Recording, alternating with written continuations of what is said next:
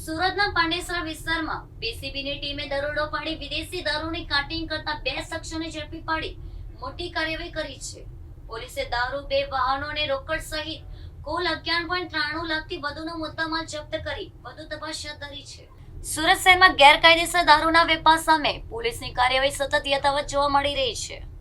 આ દરમિયાન પાંડેસરા પોલીસ સ્ટેશનની હદમાં પીસીબીની ટીમે મોટી સફળતા હાંસલ કરી છે. મળતી માહિતી મુજબ પીસીબીને ચોક્કસ બાતમી મળી હતી કે જાહેર રોડ પર વિદેશી દારૂનું કાર્ટિંગ કરવામાં આવી રહ્યું છે. બાતમીના આધારે પોલીસે કલર ટેક્સ કંપનીના ગેટ નંબર 6 સામે વોચ ગોઠવી દરોડાની કાર્યવાહી હાથ ધરી હતી. દરોડા દરમિયાન પોલીસે 2 શંકાસ્પદ ઇસમોને અટકાવી તપાસ હાથ ધરી હતી. તપાસ દરમિયાન તેમની પાસેથી મોટી માત્રામાં વિદેશી દારૂ મળી આવ્યો હતો. પોલીસે બંને આરોપીઓને સ્થળ પરથી ઝડપી પાડી કાયદેસરની કાર્યવાહી હાથ ધરી હતી. આ ઉપરાંત દારૂના જથ્થા સાથે ઉપયોગમાં લેવાયેલા 2 વાહનો પણ કબજે કરવામાં આવ્યા હતા.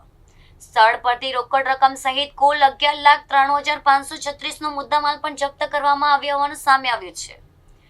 પ્રાથમિક તપાસમાં આરોપીઓ દારૂના જથ્થાને અન્ય સ્થળે પહોંચાડવાની તૈયારીમાં હોવાનું સામે આવ્યું છે.